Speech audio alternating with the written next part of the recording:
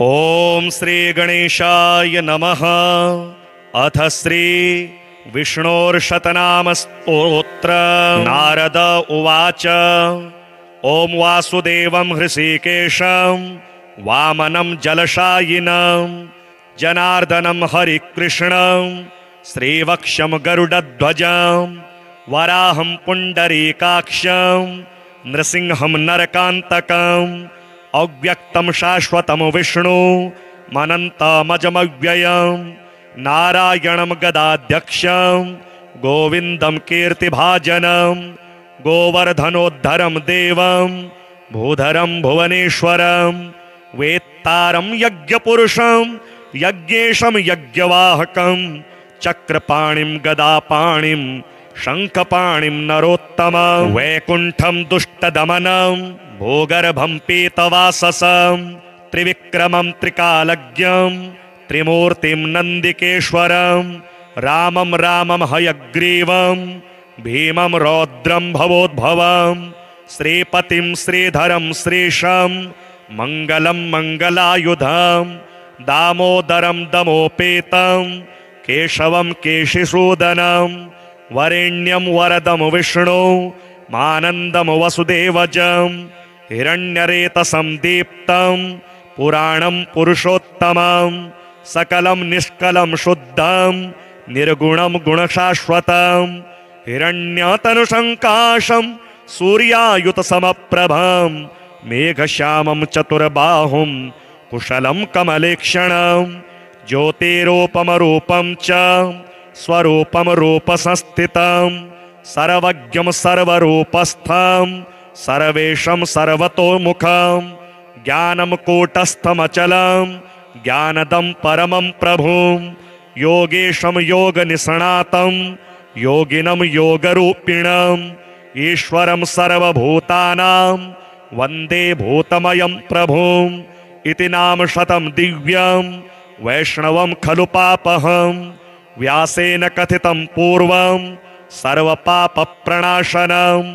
यः पठेत् प्रातरुत्थाय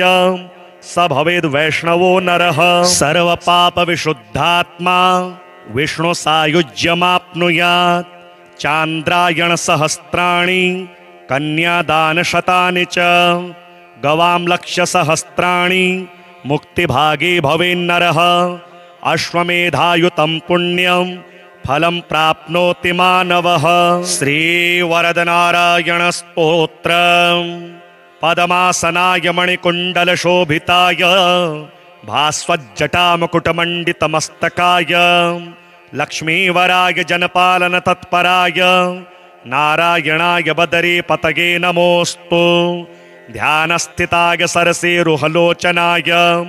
विद्युत्प्रभायुतपयोधरसन्निभाय मन्दस्मितेन्दुवदनाय चतुर्भुजाय नारायणाय बदरीपतये नमोऽस्तु। सर्वाय तापशमनाय नतप्रियाय भव्याय भूतजनकाय सुरोत्तमाय शर्वाय सर्वदमनाय मनोहराय नारायणाय बदरीपतये नमोऽस्तु। व्यासोद्भवादिवरदाय दयामयाय ब्रह्मात्मज प्रमुख सन्मुनिसस्तुताय श्रीशङ्करेण पुनराहितविग्रहाय नारायणाय बदरीपतये नमोऽस्तु। लक्ष्मीसुपर्णधनदार्जुनसेविताय सूर्यार्चिताय मारुतात्मजवन्दिताय भक्तार्चिसे नखसखाय सुखप्रदाय नारायणाय बदरीपतये नमोऽस्तु। नन्दप्रियाय कपिलाय सनातनाय दक्ष्याय नैकसुखदाय गदाग्रजाय श्रीविठ्ठलाय हिमशैलवरे स्थिताय नारायणाय बदरीपतये नमोऽस्तु। गोविन्द माधव मुकुन्द नितान्तकान्त नामप्रियाय सुलभाय कृपाघनाय सत्याय भक्तहितबोधपरायणाय नारायणाय बदरीपतये नमोऽस्तु। नित्याय सर्वगतये जगदीश्वराय मूर्ताय यज्ञपतये निरुपाधिकाय देवाय वेदमतये मितविक्रमाय नारायणाय बदरीपतये नमोऽस्तु। गोपाय वीर विजयाय धराधराय बीजाय सुब्रतकराय मघाघनाय ईज्याय लोक गुरवे गरुडध्वजाय नारायणाय बदरीपतये नमोस्तु कौमोदकीधर सुदर्शन नंदकादि दिव्यायुध प्रहरणाय महाक्रमाय त्रैलोक्य मंगलकराय रमेश्वराय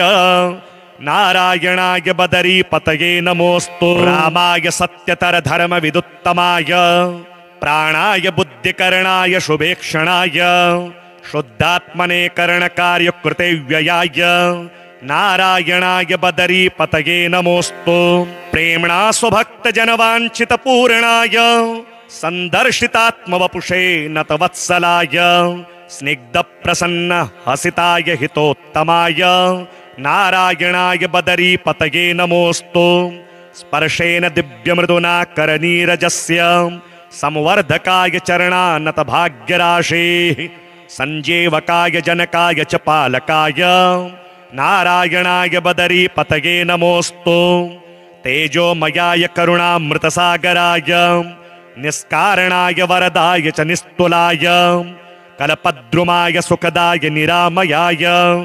नारायणाय बदरीपतये नमोस्तु पाहि पाहि भगवन् शरणागतं मां बुद्धिं स्थिरां कुरु सदैव मनः प्रसन्नं नित्यं मदेयरसनाग्रसाङ्गणेऽस्मिन् नारायणाय बदरीपतये नमोस्तु ॐ वासुदेवं हृषीकेशं वामनं जलशायिनं जनार्दनं हरिकृष्णं श्रीवक्षं गरुडध्वजं वराहं पुण्डरीकाक्षं नृसिंहं नरकान्तकम् अव्यक्तं शाश्वतं विष्णु मनन्तमजमव्ययं नारायणं गदाध्यक्षं गोविन्दं कीर्तिभाजनं गोवर्धनोद्धरं देवं भूधरं भुवनेश्वरं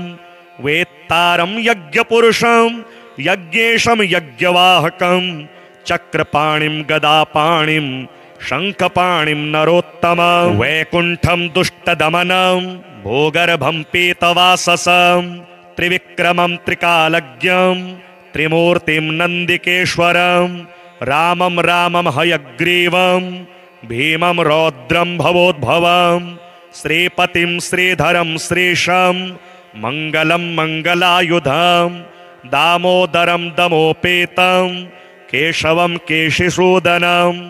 वरेण्यं वरदं विष्णु मानन्दं वसुदेवजं हिरण्यरेतसं दीप्तं पुराणं पुरुषोत्तमं सकलं निष्कलं शुद्धं निर्गुणं गुणशाश्वतं हिरण्यतनुसङ्काशं सूर्यायुतसमप्रभं मेघश्यामं चतुर्बाहुं कुशलं कमलेक्षणं ज्योतिरूपमरूपं च स्वरूपं रूपसंस्थितं सर्वज्ञं सर्वरूपस्थं सर्वेशं सर्वतोमुखं ज्ञानं कूटस्थमचलं ज्ञानदं परमं प्रभुं योगेशं योगनिष्णातं योगिनं योगरूपिणं ईश्वरं सर्वभूतानां वन्दे भूतमयं प्रभुं इति नाम शतं दिव्यं वैष्णवं खलु पापहं व्यासेन कथितं पूर्वं सर्वपापप्रणाशनं यः पठेत् प्रातरुत्थाय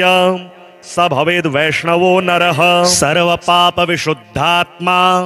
विष्णुसायुज्यमाप्नुयात् चान्द्रायणसहस्राणि कन्यादानशतानि च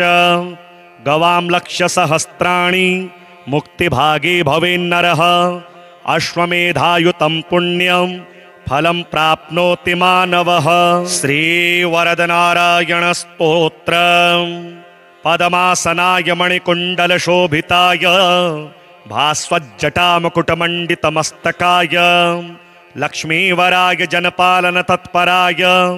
नारायणाय बदरीपतये नमोस्तु ध्यानस्थिताय सरसीरुहलोचनाय विद्युत्प्रभायुतपयोधर सन्निभाय मन्दस्मितेन्दुवदनाय चतुर्भुजाय नारायणाय बदरीपतये नमोस्तु सर्वाय तापशमनाय नतप्रियाय भव्याय भूतजनकाय सुरोत्तमाय शर्वाय सर्वदमनाय मनोहराय नारायणाय बदरीपतये नमोऽस्तु। व्यासोद्भवादिवरदाय दयामयाय ब्रह्मात्मज प्रमुख सन्मुनिसस्तुताय श्रीशङ्करेण पुनराहित विग्रहाय नारायणाय बदरीपतये नमोऽस्तु। लक्ष्मी सुपर्ण धनदार्जुन सेविताय सूर्यार्चिताय मारुतात्मज वन्दिताय भक्तार्चिसे नख सखाय सुखप्रदाय नारायणाय बदरीपतये नमोऽस्तु। नन्दप्रियाय कपिलाय सनातनाय दक्ष्याय नैक सुखदाय गदाग्रजाय श्रीविठ्ठलाय हिमशैलवरे स्थिताय नारायणाय बदरीपतये नमोऽस्तु। गोविन्द माधव मुकुन्द नितान्तकान्त नाम प्रियाय सुलभाय कृपाघनाय सत्याय भक्तहितबोधपरायणाय नारायणाय बदरीपतये नमोऽस्तु। नित्याय सर्वगतये जगदीश्वराय मूर्ताय यज्ञपतये निरुपाधिकाय देवाय वेदमतये मितविक्रमाय नारायणाय बदरीपतये नमोऽस्तु। गोपाय वीरविजयाय धराधराय बीजाय सुब्रतकराय मघाघनाय ईज्याय लोकगुरवे गरुडध्वजाय नारायणाय बदरीपतये नमोऽस्तु। कौमोदकीधर सुदर्शन नन्दकादि दिव्यायुध प्रहरणाय महाक्रमाय त्रैलोक्यमङ्गलकराय रमेश्वराय नारायणाय बदरीपतये नमोऽस्तु। रामाय सत्यतर धर्म विदुत्तमाय प्राणाय बुद्धिकरणाय शुभेक्षणाय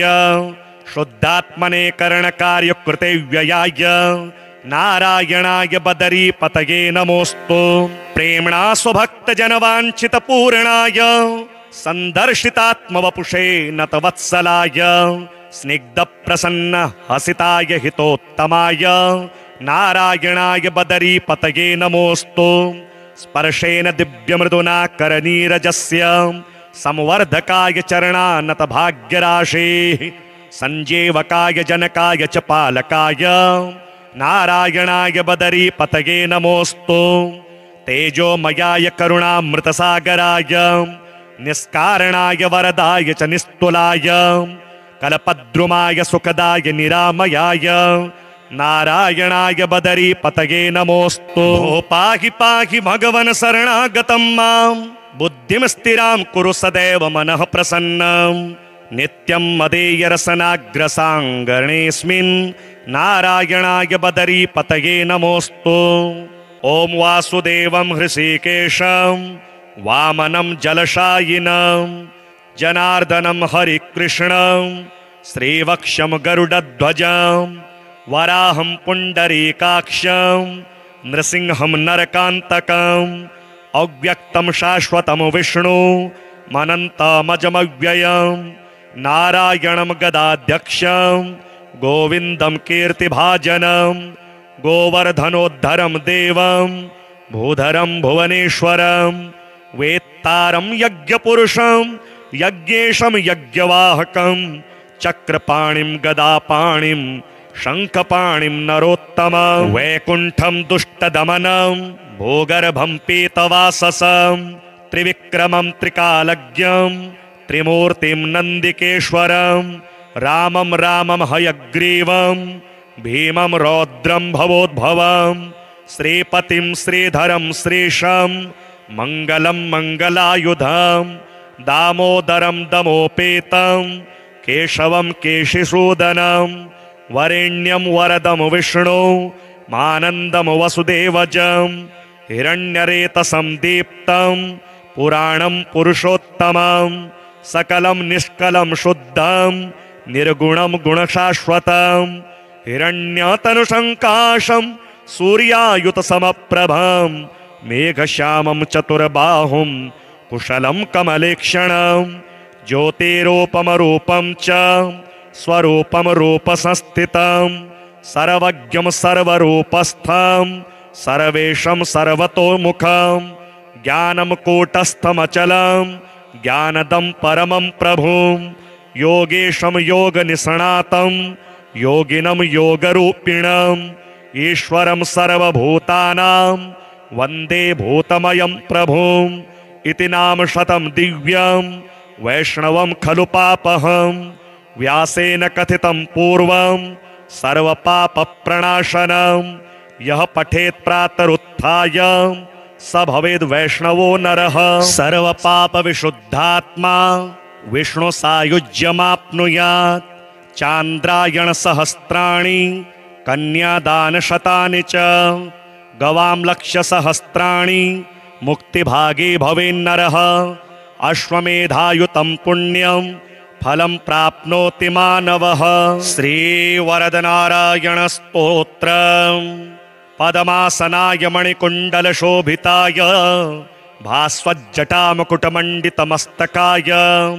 लक्ष्मीवराय जनपालनतत्पराय नारायणाय बदरीपतये नमोऽस्तु ध्यानस्थिताय सरसीरुहलोचनाय विद्युत्प्रभायुतपयोधरसन्निभाय मन्दस्मितेन्दुवदनाय चतुर्भुजाय नारायणाय बदरीपतये नमोऽस्तु सर्वाय तापशमनाय नतप्रियाय भव्याय भूतजनकाय सुरोत्तमाय शर्वाय सर्वदमनाय मनोहराय नारायणाय बदरीपतये नमोऽस्तु व्यासोद्भवादिवरदाय दयामयाय ब्रह्मात्मज प्रमुखसन्मुनिसस्तुताय श्रीशङ्करेण पुनराहितविग्रहाय नारायणाय बदरीपतये नमोऽस्तु लक्ष्मीसुपर्णधनदार्जुनसेविताय सूर्यार्चिताय मारुतात्मजवन्दिताय भक्तार्चिसे नखसखाय सुखप्रदाय नारायणाय बदरीपतये नमोऽस्तु नन्दप्रियाय कपिलाय सनातनाय दक्ष्याय नैकसुखदाय गदाग्रजाय श्रीविठ्ठलाय हिमशैलवरे स्थिताय नारायणाय बदरीपतये नमोऽस्तु गोविन्द माधव मुकुन्द नितान्तकान्त नामप्रियाय सुलभाय कृपाघनाय सत्याय भक्तहितबोधपरायणाय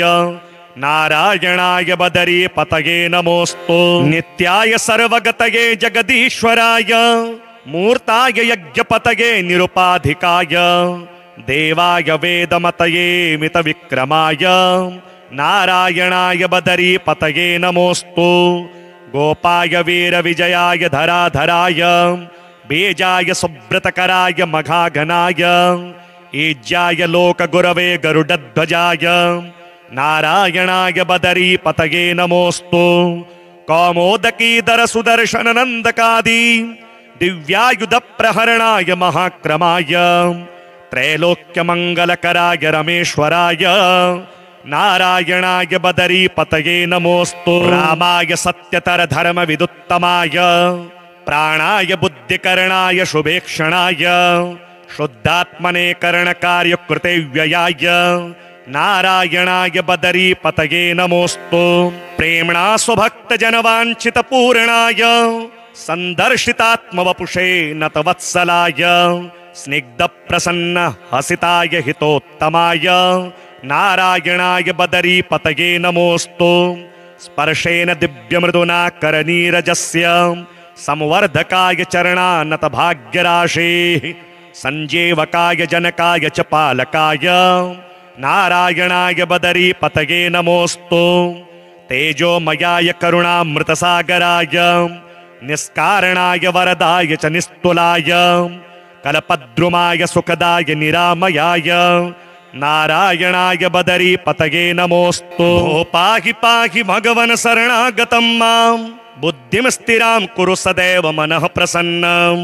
नित्यं मदेयरसनाग्रसाङ्गणेऽस्मिन् नारायणाय बदरीपतये नमोऽस्तु ॐ वासुदेवं हृषीकेशं वामनं जलशायिनं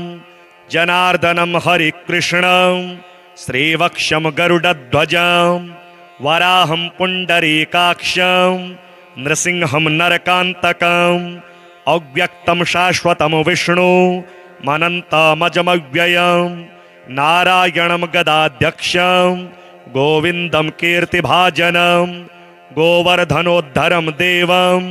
भूधरं भुवनेश्वरं वेत्तारं यज्ञपुरुषं यज्ञेशं यज्ञवाहकं चक्रपाणिं गदापाणिं शङ्खपाणिं नरोत्तमं वैकुण्ठं दुष्टदमनं भूगर्भं पीतवाससं त्रिविक्रमं त्रिकालज्ञं त्रिमूर्तिं नन्दिकेश्वरं रामं रामं हयग्रीवं भीमं रौद्रं भवोद्भवं श्रीपतिं श्रीधरं श्रीशं मङ्गलं मङ्गलायुधं दामोदरं दमोपेतं केशवं केशिसूदनं वरेण्यं वरदं विष्णु मानन्दं वसुदेवजं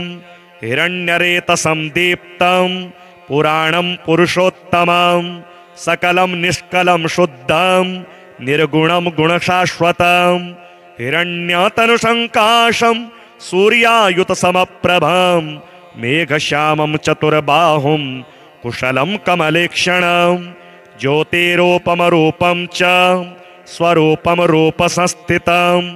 सर्वज्ञं सर्वरूपस्थं सर्वेशं सर्वतोमुखं ज्ञानं कूटस्थमचलं ज्ञानदं परमं प्रभुं योगेशं योगनिष्णातं योगिनं योगरूपिणम् ईश्वरं सर्वभूतानां वन्दे भूतमयं प्रभुम् इति नाम शतं दिव्यं वैष्णवं खलु पापहं व्यासेन कथितं पूर्वं सर्वपापप्रणाशनं यः पठेत् प्रातरुत्थाय स भवेद् वैष्णवो नरः सर्वपापविशुद्धात्मा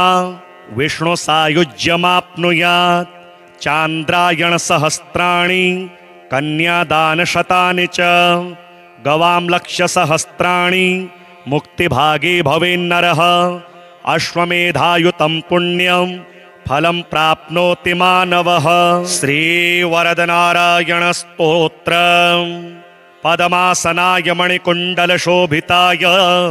भास्वज्जटामुकुटमण्डितमस्तकाय लक्ष्मीवराय जनपालन तत्पराय नारायणाय बदरीपतये नमोऽस्तु ध्यानस्थिताय सरसीरुहलोचनाय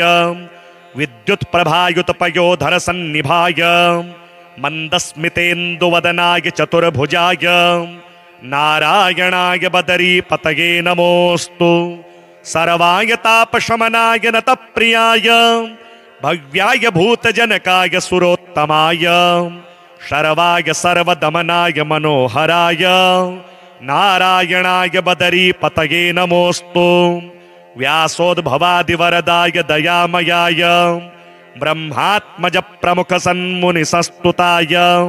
श्रीशङ्करेण पुनराहितविग्रहाय नारायणाय बदरीपतये नमोऽस्तु लक्ष्मीसुपर्णधनदार्जुनसेविताय सूर्यार्चिताय मारुतात्मजवन्दिताय भक्तार्चिसे नखसखाय सुखप्रदाय नारायणाय बदरीपतये नमोऽस्तु नन्दप्रियाय कपिलाय सनातनाय दक्ष्याय नैकसुखदाय गदाग्रजाय श्रीविठ्ठलाय हिमशैलवरे स्थिताय नारायणाय बदरीपतये नमोऽस्तु गोविन्द माधव मुकुन्द नितान्तकान्त नामप्रियाय सुलभाय कृपाघनाय सत्याय भक्तहितबोधपरायणाय नारायणाय बदरीपतये नमोऽस्तु नित्याय सर्वगतये जगदीश्वराय मूर्ताय यज्ञपतये निरुपाधिकाय देवाय वेदमतये मितविक्रमाय नारायणाय बदरीपतये नमोऽस्तु गोपाय वीरविजयाय धराधराय बीजाय सुब्रतकराय मघाघनाय ईज्याय लोकगुरवे गरुडध्वजाय नारायणाय बदरीपतये नमोऽस्तु कौमोदकीधर सुदर्शन नन्दकादि दिव्यायुधप्रहरणाय महाक्रमाय त्रैलोक्यमङ्गलकराय रमेश्वराय नारायणाय बदरीपतये नमोऽस्तु रामाय सत्यतर धर्मविदुत्तमाय प्राणाय बुद्धिकरणाय शुभेक्षणाय शुद्धात्मने करणकार्यकृते व्ययाय नारायणाय बदरीपतये नमोऽस्तु। प्रेम्णा स्वभक्तजनवाञ्छितपूर्णाय सन्दर्शितात्मवपुषे नतवत्सलाय स्निग्धप्रसन्न हसिताय हितोत्तमाय नारायणाय बदरीपतये नमोऽस्तु। स्पर्शेन दिव्यमृदुना करनीरजस्य संवर्धकाय चरणानतभाग्यराशेः संजीवकाय जनकाय च पालकाय नारायणाय बदरीपतये नमोऽस्तु। तेजोमयाय करुणामृतसागराय निष्कारणाय वरदाय च निस्तुलाय कल्पद्रुमाय सुखदाय निरामयाय नारायणाय बदरीपतये नमोऽस्तु। पाहि पाहि भगवन् शरणागतं मां बुद्धिं स्थिरां कुरु सदैव मनः प्रसन्नं। नित्यं मदेयरसनाग्रसाङ्गणेऽस्मिन् नारायणाय बदरीपतये नमोऽस्तु। ॐ वासुदेवं हृषीकेशं वामनं जलशायिनं जनार्दनं हरिकृष्णं श्रीवक्षं गरुडध्वजं वराहं पुण्डरीकाक्षं नृसिंहं नरकान्तकम् अव्यक्तं शाश्वतं विष्णु मनन्तमजमव्ययं नारायणं गदाध्यक्षं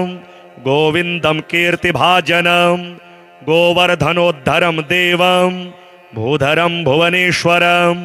वेत्तारं यज्ञपुरुषं यज्ञेशं यज्ञवाहकं चक्रपाणिं गदापाणिं शङ्खपाणिं नरोत्तमं वैकुण्ठं दुष्टदमनं भूगर्भं पीतवाससं त्रिविक्रमं त्रिकालज्ञं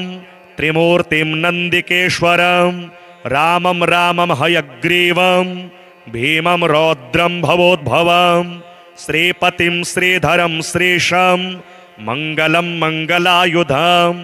दामोदरं दमोपेतं केशवं केशिसूदनं वरेण्यं वरदं विष्णु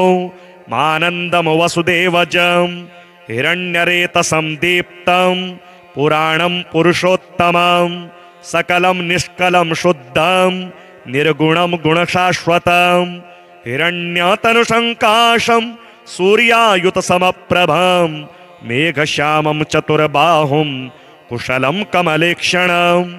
ज्योतिरूपमरूपं च स्वरूपं रूपसंस्थितं सर्वज्ञं सर्वरूपस्थं सर्वेशं सर्वतोमुखं ज्ञानं कूटस्थमचलं ज्ञानदं परमं प्रभुं योगेशं योगनिष्णातं योगिनं योगरूपिणम् ईश्वरं सर्वभूतानां वन्दे भूतमयं प्रभुम् इति नाम शतं दिव्यं वैष्णवं खलु पापहं व्यासेन कथितं पूर्वं सर्वपापप्रणाशनं यः पठेत् प्रातरुत्थाय स भवेद् वैष्णवो नरः सर्वपापविशुद्धात्मा विष्णुसायुज्यमाप्नुयात् चान्द्रायणसहस्राणि कन्यादानशतानि च गवां लक्षसहस्राणि मुक्तिभागी भवेन्नरः अश्वमेधायुतं पुण्यं फलं प्राप्नोति मानवः श्रीवरदनारायणस्तोत्रम् पदमासनाय मणिकुण्डलशोभिताय भास्वज्जटामुकुटमण्डितमस्तकाय लक्ष्मीवराय जनपालन तत्पराय नारायणाय बदरीपतये नमोऽस्तु। ध्यानस्थिताय सरसीरुहलोचनाय विद्युत्प्रभायुतपयोधरसन्निभाय मन्दस्मितेन्दुवदनाय चतुर्भुजाय नारायणाय बदरीपतये नमोऽस्तु। सर्वाय तापशमनाय नतप्रियाय भव्याय भूतजनकाय सुरोत्तमाय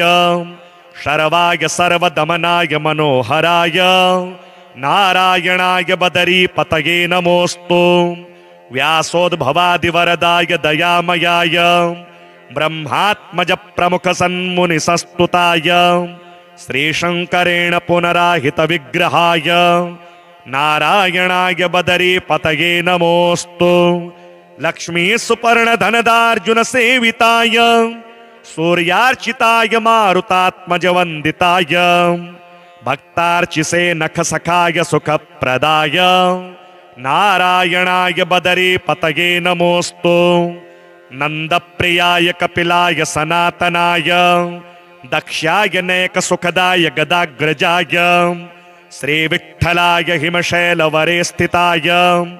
नारायणाय बदरीपतये नमोऽस्तु गोविन्द माधव मुकुन्द नितान्तकान्त नामप्रियाय सुलभाय कृपाघनाय सत्याय भक्तहितबोधपरायणाय नारायणाय बदरीपतये नमोऽस्तु नित्याय सर्वगतये जगदीश्वराय मूर्ताय यज्ञपतये निरुपाधिकाय देवाय वेदमतये मितविक्रमाय नारायणाय बदरीपतये नमोऽस्तु गोपाय वीरविजयाय धराधराय बीजाय सुब्रतकराय मघाघनाय ईज्याय लोकगुरवे गरुडध्वजाय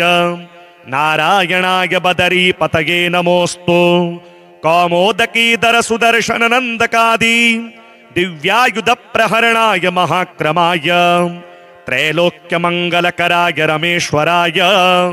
नारायणाय बदरीपतये नमोऽस्तु रामाय सत्यतर धर्म विदुत्तमाय प्राणाय बुद्धिकरणाय शुभेक्षणाय शुद्धात्मने करणकार्यकृते व्ययाय नारायणाय बदरीपतये नमोऽस्तु प्रेम्णा स्वभक्तजनवाञ्छितपूर्णाय सन्दर्शितात्मवपुषे नतवत्सलाय स्निग्धप्रसन्न हसिताय हितोत्तमाय नारायणाय बदरीपतये नमोऽस्तु स्पर्शेन दिव्यमृदुना करनीरजस्य संवर्धकाय चरणानत भाग्यराशेः संजीवकाय जनकाय च पालकाय नारायणाय बदरीपतये नमोऽस्तु तेजोमयाय करुणामृतसागराय निष्कारणाय वरदाय च निस्तुलाय कल्पद्रुमाय सुखदाय निरामयाय नारायणाय बदरीपतये नमोऽस्तु पाहि पाहि भगवन् शरणागतं मां बुद्धिं स्थिरां कुरु सदैव मनः प्रसन्नं नित्यं मदेयरसनाग्रसाङ्गणेऽस्मिन् नारायणाय बदरीपतये नमोऽस्तु ॐ वासुदेवं हृषीकेशं वामनं जलशायिनं जनार्दनं हरिकृष्णं श्रीवक्षं गरुडध्वजं वराहं पुण्डरीकाक्षं नृसिंहं नरकान्तकं अव्यक्तं शाश्वतं विष्णु मनन्तमजमव्ययं नारायणं गदाध्यक्षं गोविन्दं कीर्तिभाजनं गोवर्धनोद्धरं देवं भूधरं भुवनेश्वरं वेत्तारं यज्ञपुरुषं यज्ञेशं यज्ञवाहकं चक्रपाणिं गदापाणिं शङ्खपाणिं नरोत्तमं वैकुण्ठं दुष्टदमनं भूगर्भं पीतवाससं त्रिविक्रमं त्रिकालज्ञं त्रिमूर्तिं नन्दिकेश्वरं रामं रामं हयग्रीवं भीमं रौद्रं भवोद्भवं श्रीपतिं श्रीधरं श्रीशं मङ्गलं मङ्गलायुधं दामोदरं दमोपेतं केशवं केशिसूदनं वरेण्यं वरदं विष्णु मानन्दं वसुदेवजं हिरण्यरेतसं दीप्तं पुराणं पुरुषोत्तमं सकलं निष्कलं शुद्धं निर्गुणं गुणशाश्वतं हिरण्यतनुसङ्काशं सूर्यायुतसमप्रभं मेघश्यामं चतुर्बाहुं कुशलं कमलेक्षणं ज्योतिरूपमरूपं च स्वरूपं रूपसंस्थितं सर्वज्ञं सर्वरूपस्थं सर्वेशं सर्वतोमुखं ज्ञानं कूटस्थमचलं ज्ञानदं परमं प्रभुं योगेशं योगनिष्णातं योगिनं योगरूपिणं ईश्वरं सर्वभूतानां वन्दे भूतमयं प्रभुं इति नाम शतं दिव्यं वैष्णवं खलु पापहं व्यासेन कथितं पूर्वं सर्वपापप्रणाशनं यः पठेत् प्रातरुत्थाय स भवेद् वैष्णवो नरः सर्वपापविशुद्धात्मा विष्णुसायुज्यमाप्नुयात् चान्द्रायणसहस्राणि कन्यादानशतानि च गवां लक्षसहस्राणि मुक्तिभागे भवेन्नरः अश्वमेधायुतं पुण्यं फलं प्राप्नोति मानवः। श्रीवरदनारायणस्तोत्रम् पद्मासनाय मणिकुण्डलशोभिताय भास्वज्जटामुकुटमण्डितमस्तकाय लक्ष्मीवराय जनपालनतत्पराय नारायणाय बदरे पतये नमोऽस्तु। ध्यानस्थिताय सरसेरुहलोचनाय विद्युत्प्रभायुतपयोधरसन्निभाय मन्दस्मितेन्दुवदनाय चतुर्भुजाय नारायणाय बदरी पतये नमोऽस्तु। सर्वाय तापशमनाय नतप्रियाय भव्याय भूतजनकाय सुरोत्तमाय शर्वाय सर्वदमनाय मनोहराय नारायणाय बदरी पतये नमोऽस्तु। व्यासोद्भवादिवरदाय दयामयाय ब्रह्मात्मज प्रमुख सन्मुनिसस्तुताय श्रीशङ्करेण पुनराहितविग्रहाय नारायणाय बदरी पतये नमोऽस्तु। लक्ष्मी सुपर्णधनदार्जुन सेविताय सूर्यार्चिताय मारुतात्मजवन्दिताय भक्तार्चिसे नखसखाय सुखप्रदाय नारायणाय बदरी पतये नमोऽस्तु। नन्दप्रियाय कपिलाय सनातनाय दक्ष्याय नैकसुखदाय गदाग्रजाय श्रीविठ्ठलाय हिमशैलवरे स्थिताय नारायणाय बदरी पतये नमोऽस्तु। गोविन्द माधव मुकुन्द नितान्तकान्त नामप्रियाय सुलभाय कृपाघनाय सत्याय भक्तहितबोधपरायणाय नारायणाय बदरी पतये नमोऽस्तु। नित्याय सर्वगतये जगदीश्वराय मूर्ताय यज्ञपतये निरुपाधिकाय देवाय वेदमतये मितविक्रमाय नारायणाय बदरी पतये नमोऽस्तु। गोपाय वीरविजयाय धराधराय बीजाय सुब्रतकराय मघाघनाय ईज्याय लोकगुरवे गरुडध्वजाय नारायणाय बदरी पतये नमोऽस्तु। कौमोदकीधर सुदर्शन नन्दकादि दिव्यायुध प्रहरणाय महाक्रमाय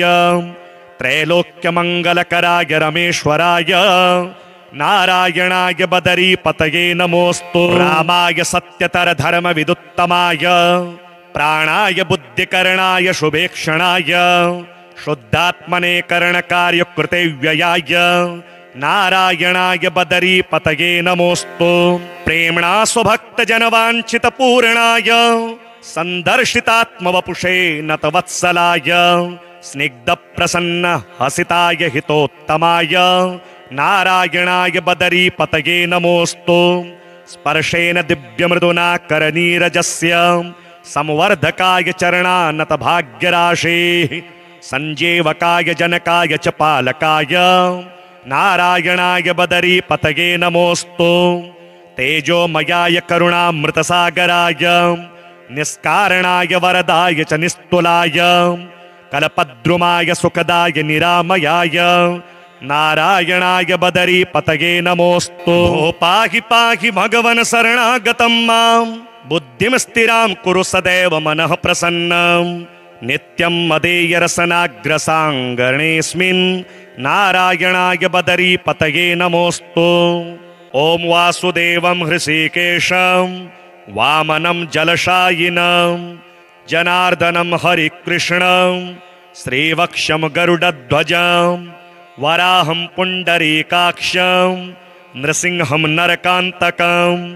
अव्यक्तं शाश्वतं विष्णु मनन्तमजमव्ययं नारायणं गदाध्यक्षं गोविन्दं कीर्तिभाजनं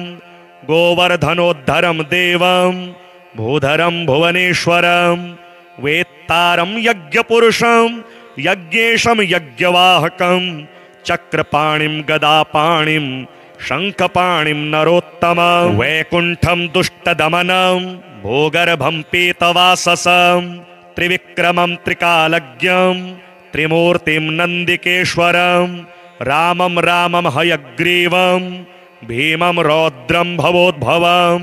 श्रीपतिं श्रीधरं श्रीशं मङ्गलं मङ्गलायुधं दामोदरं दमोपेतं केशवं केशिसूदनं वरेण्यं वरदं विष्णु मानन्दं वसुदेवजं हिरण्यरेतसं दीप्तं पुराणं पुरुषोत्तमं सकलं निष्कलं शुद्धं निर्गुणं गुणशाश्वतं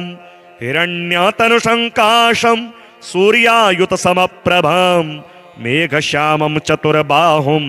कुशलं कमलेक्षणं ज्योतिरूपमरूपं च स्वरूपं रूपसंस्थितं सर्वज्ञं सर्वरूपस्थं सर्वेशं सर्वतोमुखं ज्ञानं कूटस्थमचलं ज्ञानदं परमं प्रभुं योगेशं योगनिष्णातं योगिनं योगरूपिणम् ईश्वरं सर्वभूतानां वन्दे भूतमयं प्रभुम् इति नाम शतं दिव्यं वैष्णवं खलु पापहं व्यासेन कथितं पूर्वं सर्वपापप्रणाशनं यः पठेत् प्रातरुत्थाय स भवेद् वैष्णवो नरः सर्वपापविशुद्धात्मा विष्णुसायुज्यमाप्नुयात् चान्द्रायणसहस्राणि कन्यादानशतानि च गवां लक्षसहस्राणि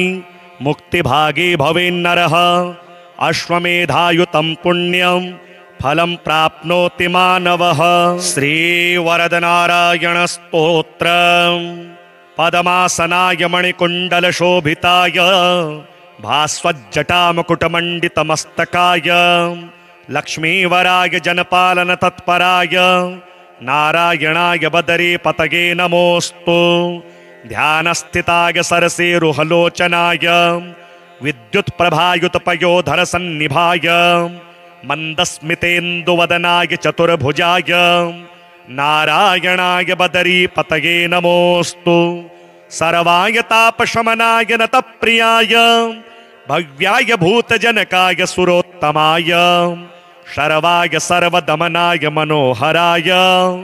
नारायणाय बदरीपतये नमोऽस्तु व्यासोद्भवादिवरदाय दयामयाय ब्रह्मात्मज प्रमुख सन्मुनिसस्तुताय श्रीशङ्करेण पुनराहितविग्रहाय नारायणाय बदरीपतये नमोऽस्तु लक्ष्मीसुपर्णधनदार्जुनसेविताय सूर्यार्चिताय मारुतात्मजवन्दिताय भक्तार्चिसे नखसखाय सुखप्रदाय नारायणाय बदरीपतये नमोऽस्तु नन्दप्रियाय कपिलाय सनातनाय दक्ष्याय नैकसुखदाय गदाग्रजाय श्रीविठ्ठलाय हिमशैलवरे स्थिताय नारायणाय बदरीपतये नमोऽस्तु गोविन्द माधव मुकुन्द नितान्तकान्त नामप्रियाय सुलभाय कृपाघनाय सत्याय भक्तहितबोधपरायणाय नारायणाय बदरीपतये नमोऽस्तु नित्याय सर्वगतये जगदीश्वराय मूर्ताय यज्ञपतये निरुपाधिकाय देवाय वेदमतये मितविक्रमाय नारायणाय बदरीपतये नमोऽस्तु गोपाय वीरविजयाय धराधराय बीजाय सुब्रतकराय मघाघनाय ईज्याय लोकगुरवे गरुडध्वजाय नारायणाय बदरीपतये नमोऽस्तु कौमोदकीधर सुदर्शन नन्दकादि दिव्यायुधप्रहरणाय महाक्रमाय त्रैलोक्यमङ्गलकराय रमेश्वराय नारायणाय बदरीपतये नमोऽस्तु रामाय सत्यतरधर्मविदुत्तमाय प्राणाय बुद्धिकरणाय शुभेक्षणाय शुद्धात्मने करणकार्यकृते व्ययाय नारायणाय बदरीपतये नमोऽस्तु प्रेम्णा स्वभक्तजनवाञ्छितपूर्णाय सन्दर्शितात्मवपुषे नतवत्सलाय स्निग्धप्रसन्न हसिताय हितोत्तमाय नारायणाय बदरीपतये नमोऽस्तु स्पर्शेन दिव्यमृदुना करनीरजस्य संवर्धकाय चरणानत भाग्यराशेः संजीवकाय जनकाय च पालकाय नारायणाय बदरीपतये नमोऽस्तु। तेजोमयाय करुणामृतसागराय निष्कारणाय वरदाय च निस्तुलाय कल्पद्रुमाय सुखदाय निरामयाय नारायणाय बदरीपतये नमोऽस्तु। पाहि पाहि भगवन् शरणागतं मां बुद्धिं स्थिरां कुरु सदैव मनः प्रसन्नं नित्यं मदेयरसनाग्रसाङ्गणेऽस्मिन् नारायणाय बदरीपतये नमोऽस्तु। ॐ वासुदेवं हृषीकेशं वामनं जलशायिनं जनार्दनं हरिकृष्णं श्रीवक्षं गरुडध्वजं वराहं पुण्डरीकाक्षं नृसिंहं नरकान्तकं अव्यक्तं शाश्वतं विष्णु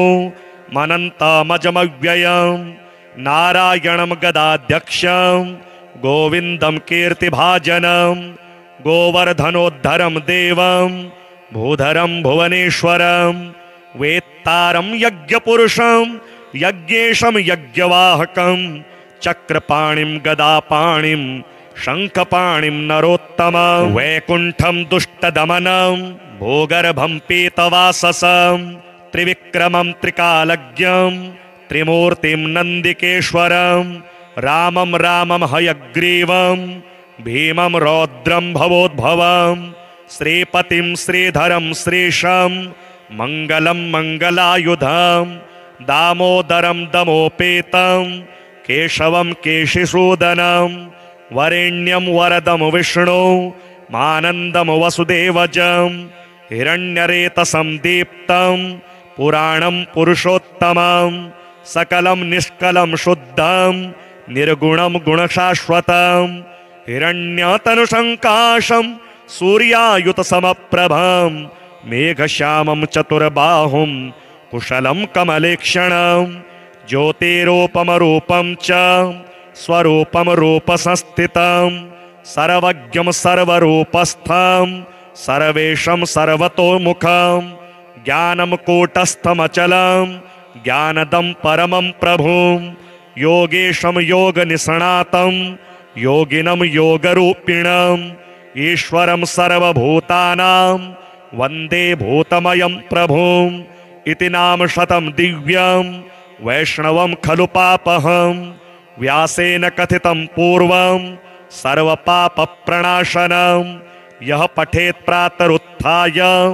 स भवेद् वैष्णवो नरः सर्वपापविशुद्धात्मा विष्णुसायुज्यमाप्नुयात् चान्द्रायणसहस्राणि कन्यादानशतानि च गवां लक्षसहस्राणि मुक्तिभागी भवेन्नरः अश्वमेधायुतं पुण्यं फलं प्राप्नोति मानवः। श्रीवरदनारायणस्तोत्रम् पदमासनाय मणिकुण्डलशोभिताय भास्वज्जटामुकुटमण्डितमस्तकाय लक्ष्मीवराय जनपालन तत्पराय नारायणाय बदरीपतये नमोऽस्तु। ध्यानस्थिताय सरसीरुहलोचनाय विद्युत्प्रभायुतपयोधरसन्निभाय मन्दस्मितेन्दुवदनाय चतुर्भुजाय नारायणाय बदरीपतये नमोऽस्तु। सर्वाय तापशमनाय नतप्रियाय भव्याय भूतजनकाय सुरोत्तमाय शर्वाय सर्वदमनाय मनोहराय नारायणाय बदरीपतये नमोऽस्तु। व्यासोद्भवादिवरदाय दयामयाय ब्रह्मात्मज प्रमुख सन्मुनिसस्तुताय श्रीशङ्करेण पुनराहितविग्रहाय